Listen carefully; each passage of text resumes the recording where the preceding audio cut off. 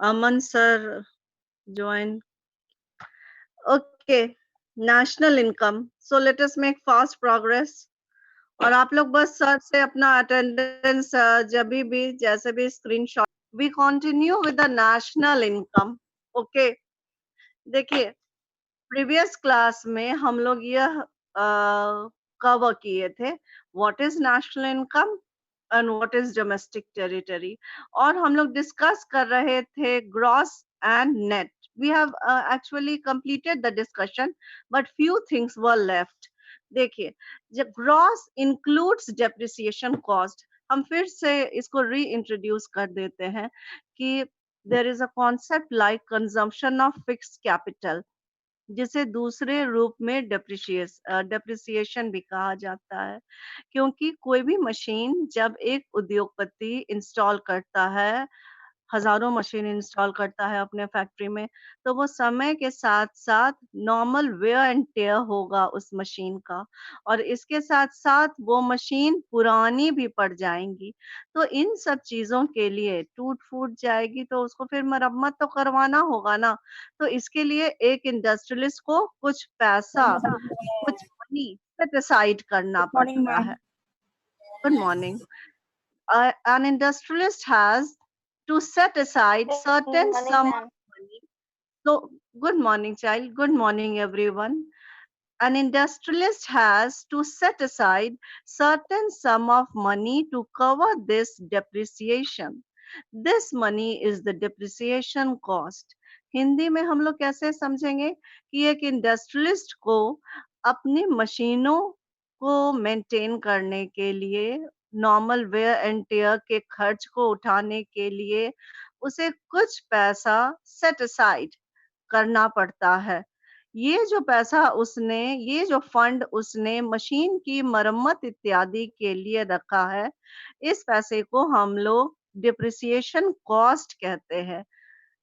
इसका डेप्रिसिएशन का दूसरा पर्यायवाची कंजम्पशन ऑफ फिक्स्ड कैपिटल भी कहलाता है. ये सारी चीजें हम लोग पिछले क्लास में कवर किए थे. तो इस क्लास में क्या बाकी रहा? Gross includes depreciation cost, net does not include depreciation cost. जैसे you people can note down, listen, suppose, listen, write down gdp is equal to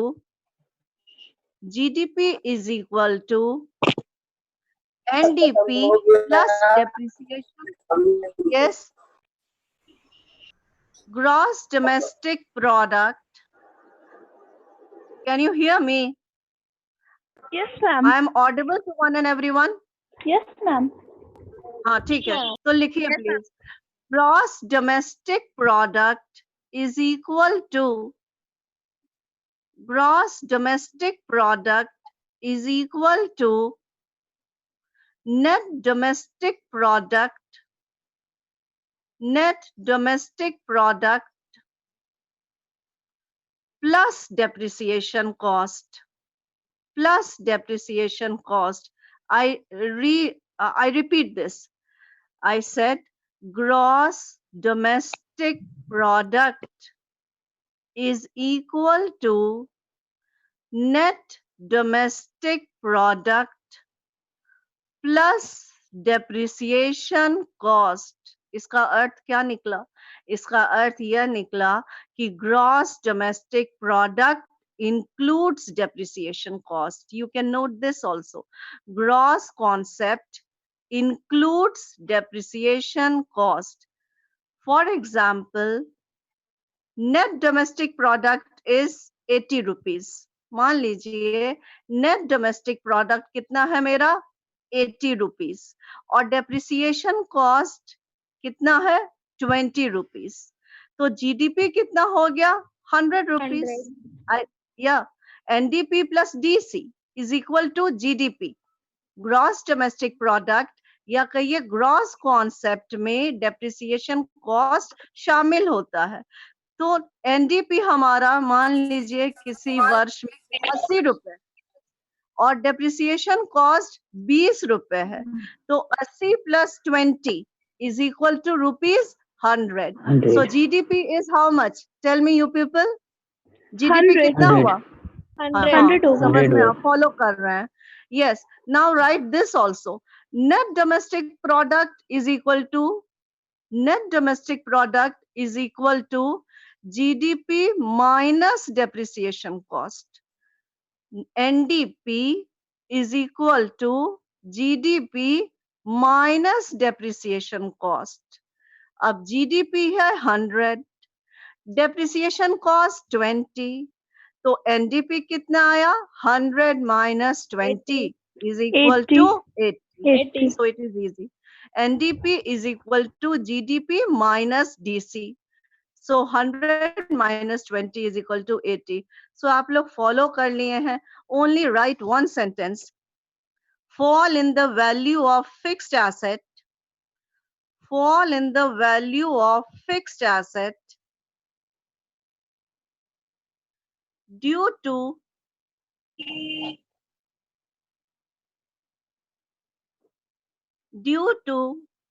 normal wear and tear. Fall in the value of fixed asset due to normal wear and tear and expected मतलब जो हम लोग उम्मीद कर रहे हैं, expected obsolescence. Those who might not be very familiar with the spelling, it is OBSOLESCENCE.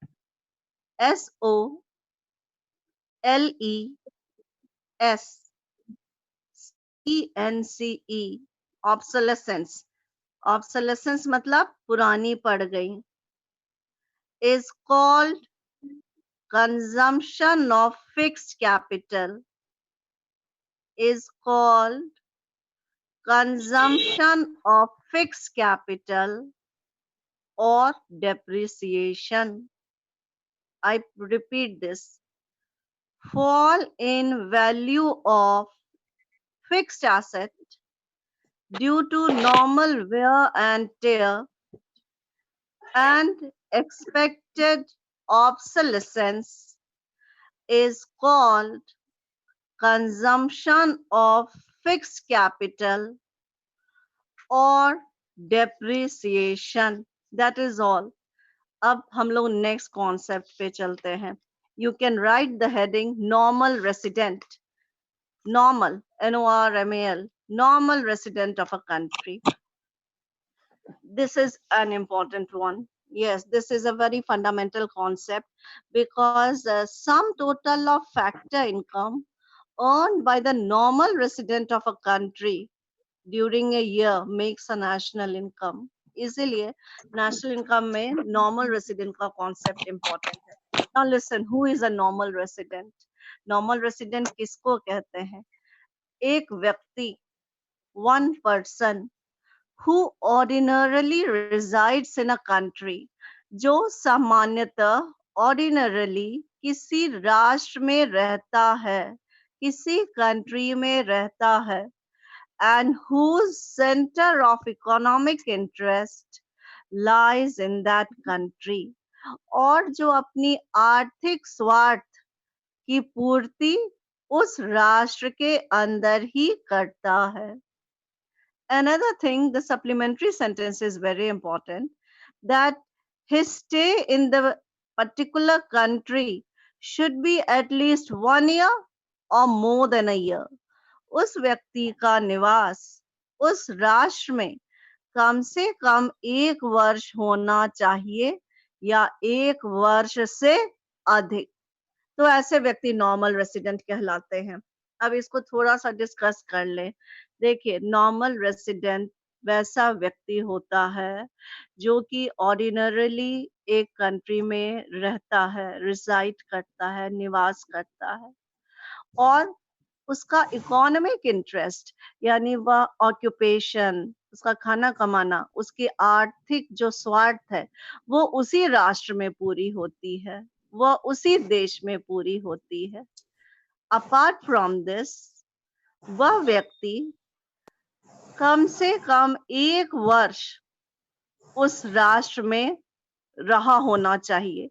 His period of stay should at least be a year or more than a year. कम से कम 1 वर्ष से उस व्यक्ति को उस देश में निवास किया होना चाहिए या 1 वर्ष से अधिक भी. In English, it is better to say that a normal resident is one who ordinarily resides in a country and his economic interest lies with that country. His period of stay should at least be a year or more than a year. अब देखिए ये समझ लें हम लोग, बहुत सारे लोग, हम लोग भारतीय लोग यहीं पर मतलब जन्मे और यहीं पढ़े लिखे और बचपन से ही हर समय यहीं भारतीय भूमि पे ही रह रहे हैं, काम किया, पढ़ा लिखा, नौकरी किया, उसका इकोनॉमिक इंटरेस्ट यहीं पूरा हो रहा है, तो वो तो नॉर्मल रेसिडेंट इस कंट्री का है ही. परंतु देखिए, someone from the other country also may come. Nepal से गुरखा लोग आते हैं ना, सिक्योरिटी का काम कितना करते हैं, तो नेपाल दूसरी कंट्री हुई, वहां का व्यक्ति आया और यहाँ आपके फ्लैट में सिक्योरिटी गार्ड के रूप में 4 वर्षों से काम कर रहा है. So his period in stay in India is for how many years? How many years? 4 years. 4 years. तो Yes, 1 वर्ष से ज्यादा, वह 1 वर्ष से कहीं अधिक 4 वर्षों से आपके अपार्टमेंट में वो सिक्योरिटी का काम कर रहा है और अपार्टमेंट वाला एसोसिएशन उसको तनख्वाह, उसकी सैलरी दे रहा है. It means that Nepali Gurkha who is actually from Nepal is residing in India and he is working over here, he is earning over here and his stay is for more than a year. 4 वर्षों से वह भारत में निवास करके कमा रहा है. तो वो नॉर्मल रेसिडेंट किस कंट्री का हो गया? हमारा. India. He is an Indian normal resident. ठीक है. अब एक चीज और एग्जाम्पल से बताते हैं. मान लीजिए हमारा कोई व्यक्ति यहाँ, वो बर्थ प्लेस है उसका व्यक्ति का और वो पढ़ा लिखा और वो जाके कनाडा में सेटल कर गया, डॉक्टर के रूप में कार्य कर रहा है. डॉक्टर के रूप में कार्य कर रहा है किस भूमि पर? कनाडा. वो भारत में जन्मा, भारत में पढ़ा लिखा, एजुकेशन प्राप्त किया और जाके सेटल कर गया कनाडा और वहां वह 5 वर्षों से कनाडा में काम कर रहा है, अर्न कर रहा है. तो वो नॉर्मल रेसिडेंट किस कंट्री का हुआ? Tell me. Canada का. Yeah, very good. Normal resident of Canada because his stay is Canada for more than a year. वो 5 वर्षों से वही कनाडा के हॉस्पिटल में काम कर रहा है, उसकी इकोनॉमिक इंटरेस्ट कनाडा में पूरी हो रही है. तो वो हमारे लिए क्या हो गया? For us, he is a non-resident Indian. For us, he is a non-resident Indian. तो ये national, yeah. If you want to say, you please ask also. For us, he is an NRI. हमारे लिए वो NRI हो गया और वो doctor Canada में 5 वर्षों से कार्य कर रहा है, वहीं वह आर्थिक क्रिया करके, ऑक्यूपेशन चला के उसका इकोनॉमिक इंटरेस्ट वहां पूरा हो रहा है. So he becomes a normal resident of Canada and for us he is a non resident. मान लीजिए कोई श्रीलंकन प्रोफेसर है, वो यहाँ दिल्ली यूनिवर्सिटी में आकर के 3 वर्ष या 6 वर्ष से काम कर रहा है, रह रहा है दिल्ली में और वो डीयू में काम करके अर्न कर रहा है. So he is a normal resident of India and he is a for Sri Lanka he is a non resident Sri Lanka. तो इस, हाँ से, do you want to ask anything? Then please ask. I hope it is clear. Who is a normal resident? Normal resident वैसा व्यक्ति होता है जो किसी राष्ट्र में ऑर्डिनरली रिजाइड करता है और उसका इकोनॉमिक इंटरेस्ट वहीं पूरा होता है. His stay should be at least for 1 year or at more than a year in that country. अब दूसरी चीज, 2 एक्सेप्शन है, स्टूडेंट और पेशेंट. कल आप ही चले जाइएगा अगर जाकर के अमेरिका में या यूके में हायर स्टडीज के लिए, तो आप वहां से 4 वर्ष भी आप वहां पढ़ रहे हैं, परंतु आपका हाउस होल्ड जो आपकी फैमिली है ना, उससे आप कनेक्टेड रहिएगा. You are connected to your family, to your household, but your stay in America for study is maybe for 7 years. 7 वर्षों से आप अमेरिका में, आप या 4 वर्ष या 2 वर्ष से आप अमेरिका में पढ़ लिख रहे हैं, हायर एजुकेशन प्राप्त कर रहे हैं, परंतु आपका लिंक आपके फैमिली से जुड़ा हुआ है, तो क्योंकि आप स्टूडेंट है ना, तो आप भारत ही के नॉर्मल रेसिडेंट माने जाएंगे। ये एक एक्सेप्शन है। और पेशेंट भी, कोई व्यक्ति बीमार है, वो यूनाइटेड किंगडम में अपना इलाज करा रहा है, 2 वर्षों से वो यूके के हॉस्पिटल में है, परंतु वह अपने परिवार से जुड़ा हुआ है भारत से, तो मान लीजिए 1 वर्ष से तो ज्यादा वह यूके में रह गया, परंतु he will continue to be the normal resident of which country? India. तो स्टूडेंट और पेशेंट एक तरह का एक्सेप्शन होता है, वो 1 ईयर से ज्यादा भी बाहर रहेंगे ना, परंतु स्टूडेंट और पेशेंट इंडिया के ही नॉर्मल रेसिडेंट माने जाएंगे, और वो अपने परिवार से कम वो जुड़े रहने चाहिए। One thing more, normal resident का कॉन्सेप्ट व्यक्ति के लिए भी उपयोग किया जाता है, संस्थाओं के लिए भी उपयोग किया जाता है। Number 2, normal resident can be a citizen or not a citizen.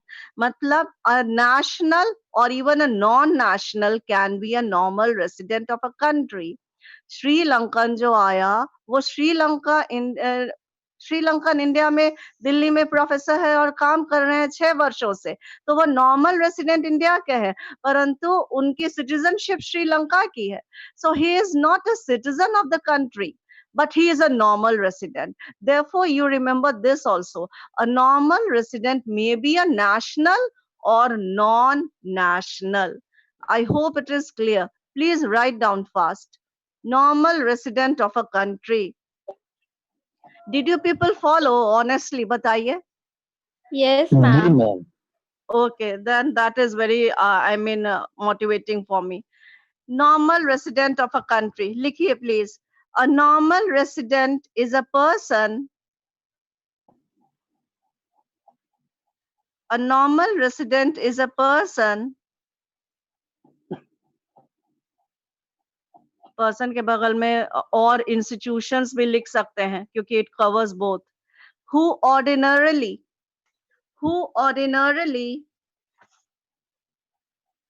resides in a country,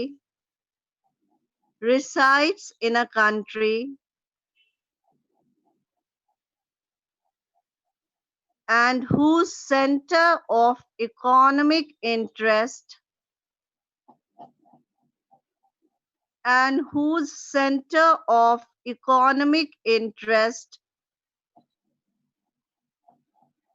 lies in the country.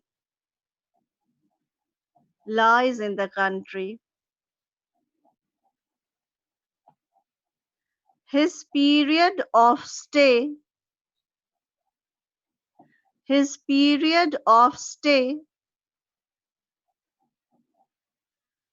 should be at least 1 year.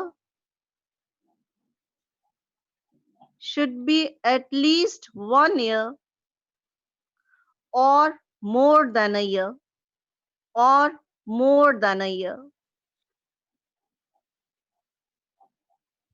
Yes. Next concept you try to understand. देखिए, ये भी national income के लिए important है, and that is the concept of factor cost and market price. You note down also factor cost, market price. अब इसको समझिए. देखिए, फैक्टर कॉस्ट और मार्केट प्राइस क्या होता है. फैक्टर कॉस्ट, जैसे एग्जाम्पल्स को हम लोग रिसॉर्ट करते हैं.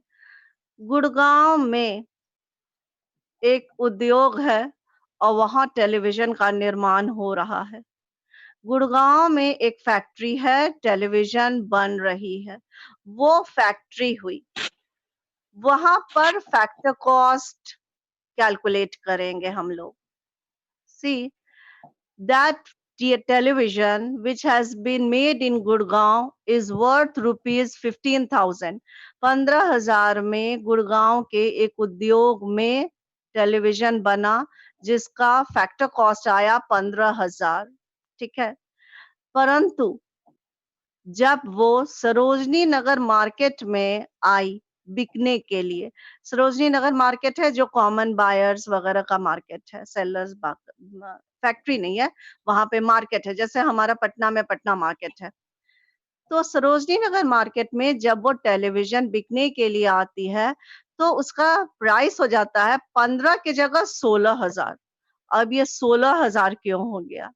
देखिए, 16,000 मार्केट प्राइस हुआ, क्योंकि मार्केट प्राइस पर वो चीज बिक रही है। फैक्टर कॉस्ट कितना था? 15,000। गुड़गांव में टेलीविजन बना, उसकी फैक्टर कॉस्ट है 15,000। जब सरोजनी नगर मार्केट में वो बिकने के लिए आई, 16,000 की हो गई। 16,000 की इसलिए हो गई क्योंकि उस पर सेल्स टैक्स लग गया 1,000 रुपया का। And that is why when we are moving from factor cost to market price, we add indirect tax. Again I say, factor cost से जब आप market price पे जाते हैं तो indirect tax को add करते हैं। 15,000 factor cost, 1,000 sales tax, that is indirect tax, 16,000 is the market price. I hope you follow. अब नेक्स्ट चीज, subsidy.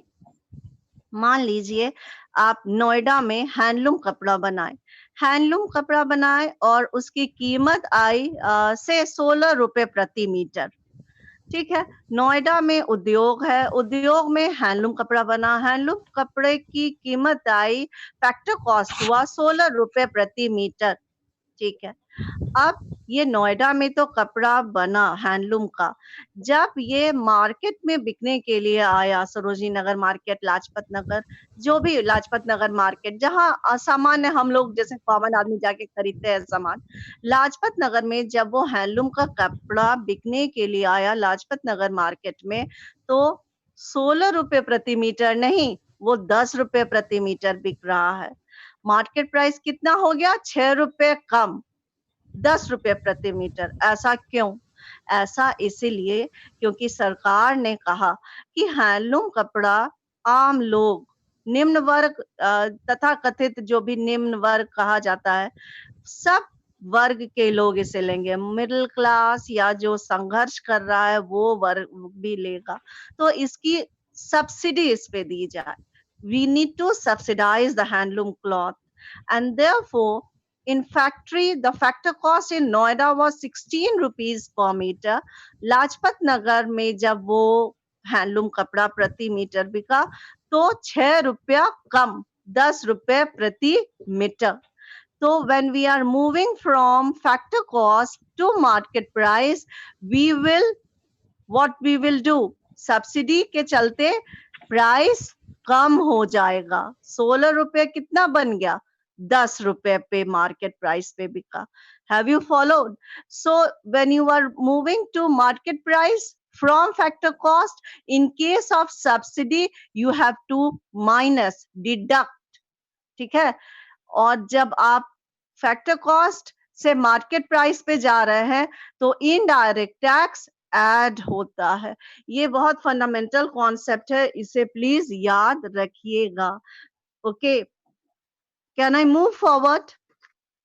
It is already 10:25. Yes. Okay. Next is the concept of final good and intermediate good. Final good are those which are meant for direct consumption, और intermediate goods को मध्यवर्ती वस्तुएं कहा जाता है, क्योंकि वह फाइनल गुड्स को बनाने में सहायक होती हैं। ये हम लोग पहले क्लास में पढ़ चुके हैं, बट एक दो चीज मुझे बताना था, क्योंकि नेशनल इनकम है, तो I have dictated at the outset कि national income is value of final goods and services. अब ये फाइनल गुड्स, तो final goods and services only क्यों? क्योंकि फाइनल गुड्स एंड सर्विसेज में, फाइनल गुड्स में इंटरमीडिएट गुड्स का मोल ऑलरेडी शामिल होता है, इसलिए अगर उसको सेपरेटली ऐड कीजिएगा ना तो you will fall in the error of double counting.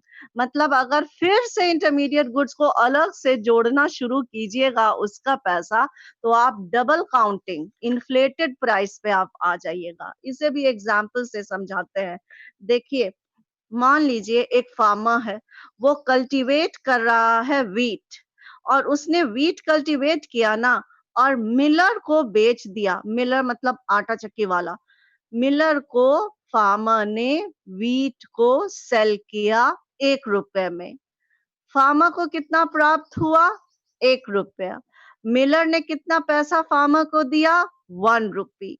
Next, Miller ने उस वीट को फ्लावर, FLOUR मतलब आटा, आटा के रूप में कन्वर्ट कर दिया, और आटा के रूप में कन्वर्ट करके उसने बेकरी को, जो बेकर ये केक वगैरह बनाता है, बेकरी को सेल कर दिया। कितने प्राइस में सेल किया? 1 रुपी 50 पैसा। ठीक है, तो मिलर को कितना पैसा प्राप्त हुआ अपने आटा के लिए, फ्लावर के लिए? 1 रुपी 50 पैसा। और बेकर ने कितना मिलर को दिया? 1.5 रुपया, 1 रुपया 50 पैसा। नेक्स्ट, बेकर ने उस फ्लावर को, उस आटे से केक बनाया, और केक को उसने सेल कर दिया रिटेलर को। कितने रुपए में? 2 रुपए में। बेकर को कितना पैसा रिटेलर से प्राप्त हुआ? 2 रुपया।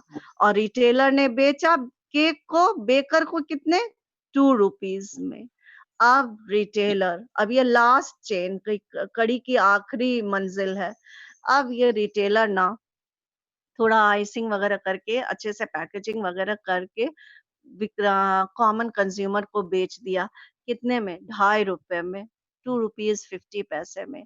Now tell me what is the value of the final cake, final good cake. Cake लेकर के कस्टमर जाएगा और खाएगा, that is a final commodity. So what is the value of the final commodity cake? Tell me please. 2.5. Yes, very good, 50 rupees. Very good, 2.5। Yes, 2.5 रुपए वो cake का final good का price है। और इसमें जो 1, 1.5 है ना, ये जो स्टेजेस ऑफ इंटरमीडिएट गुड्स हैं, ये 2.5 रुपए में ऑलरेडी शामिल हैं। 2.5 रुपए में हम लोग बिस्किट खरीदते हैं तो थोड़ा बिस्किट ले लिए 10 रुपए में, थोड़ी जाकर के बिस्किट में जो शुगर मिला है उसको जाकर के अलग से पैसा देते हैं। So in the value of the final good itself, the value of intermediate good is contained. So this is also an important concept. और अगर कोई हम लोग नोविस है, एकदम समझ में कम आ रहा है इकोनॉमिक्स, और कोई कहेगा नहीं मैम 2.5 रुपए नहीं, इसको ऐड कीजिए, 1 रुपया, फिर 1.5 रुपया, फिर 2 रुपया, जाकर के तब क्या हमारा प्राइस हो जाएगा? डबल काउंटिंग का एरोनियस प्राइस। जो चीज 2 रुपया है वो 7 रुपया में, जो आज चीज 8 रुपए की है वो 16 रुपए की हो जाएगी, क्योंकि हम इंटरमीडिएट गुड्स को अगेन काउंट कर रहे हैं।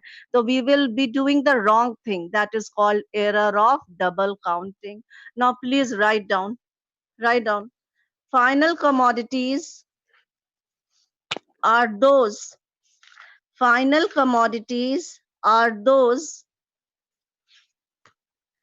which are meant for direct consumption, which are meant for direct consumption. Final commodities are those which are meant for direct consumption, whereas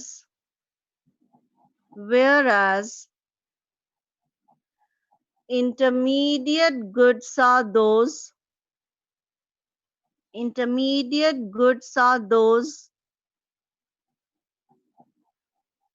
which help in the making of the final good, which help in the making of final good.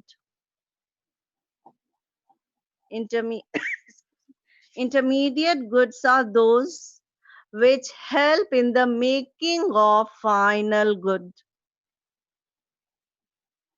Okay. Now I begin the next concept, that is easy one. There is a difference between factor income and transfer income. दो concept है, एक है factor income, दूसरा है transfer income या transfer payment भी कह सकते हैं. नेशनल इनकम में ट्रांसफर पेमेंट इंक्लूड नहीं होता है. Yes, in national income calculation, we do not add transfer income. So what is that? See, factor income होता है factor reward. Landlord को क्या मिला? Land, labor, capital, entrepreneur. 4 factors of production. तो factor payment क्या है? Land gets rent, labor gets wages, capitalist gets interest, and entrepreneur earns profit. They are working, they are contributing to the national product of a country, they are involved in production, and so they get factor reward. Factor reward मिलता है क्योंकि वह श्रम करके योगदान करते हैं, production में एडिशन होता है. अब ट्रांसफर इनकम क्या है?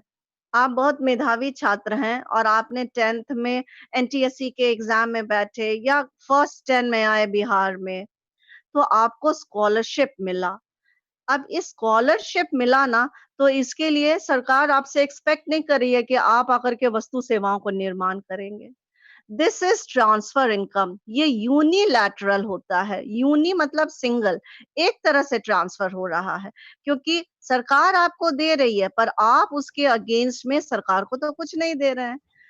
तो that is called unilateral transfers. Transfer payments are unilateral. Another example, जैसे बाढ़ आ गई, सूखा आ गया, तो रिलीफ दिया जाएगा, है ना. रिलीफ पैकेजेस दी जाती है ना, पैसा दिया जाता है. This is also an example of transfer payment. याद रहे, नेशनल इनकम में ट्रांसफर पेमेंट नहीं ऐड होता है क्योंकि कोई प्रोडक्शन में एडिशन नहीं होता है.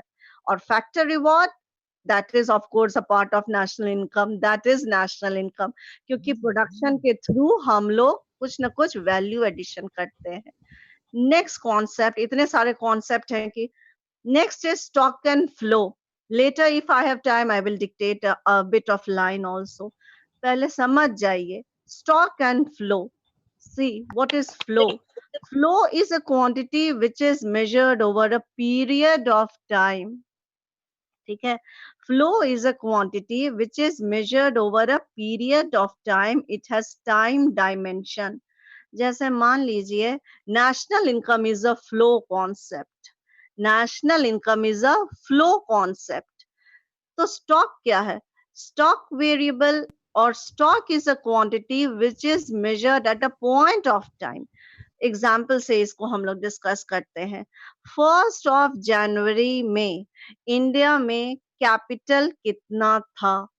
वेल्थ कितना था? So wealth is what? A stock quantity. Yes, I again explain in a bit slower manner, in a detailed way, so that you understand. Stock is a quantity which is measured at a point of time. मतलब किसी समय बिंदु पर, किसी particular point of time पर, 1st of January Monday या 4 PM पर कितने वेल्थ भारत में है. जैसे 31st ऑफ मार्च में टोटल वेल्थ भारत में कितना है या टोटल कैपिटल कितना है. That is a stock variable. Whereas income is a flow, क्योंकि income it is subject to change, no. So income is a flow variable. You please write down stock and flow. A flow is a quantity. A flow is a quantity which is measured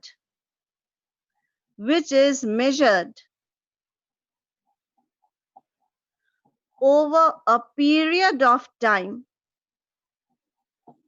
Over a period of time.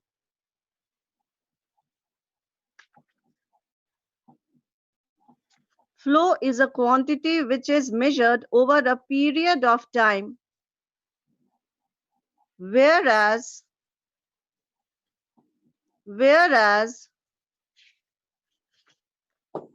Stock variables. Stock variables. You can put a comma. A stock is a quantity. A stock is a quantity which is measured at a point of time. At a point of time. Yes. Okay. Now, next you write, flow has time dimension. Flow has time dimension.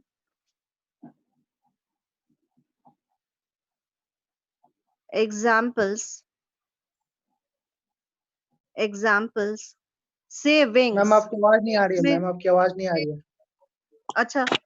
Example. Can you hear me now? Yes ma'am, yes ma'am. Savings. Savings में S जरूर लगाइएगा. Total savings है, इस sense में बोल रहे हैं. Savings, SAVINGS. बहुवचन मतलब कि मोर देन, मतलब टोटल स्टॉक ऑफ सेविंग्स की बात. Savings. Next is exports, imports.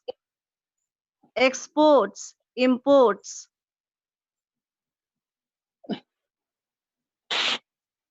Changes in inventories. Changes in inventories are example of flow. Are example of flow. National income is a flow concept. National income is a flow concept. हम अभी ये बोले हैं कि flow has time dimension. Expenditure, savings, SAVINGS. Exports, सब plural है, EXPORTS. Imports and changes in inventory. Inventory तो आप लोग समझते ही होंगे, warehouse जहाँ पे raw material, semi finished goods इत्यादि रहता है. These are example of flow variable, change in inventory. Next paragraph you write, stock has no time dimension. Stock has no time dimension. Example, capital, capital.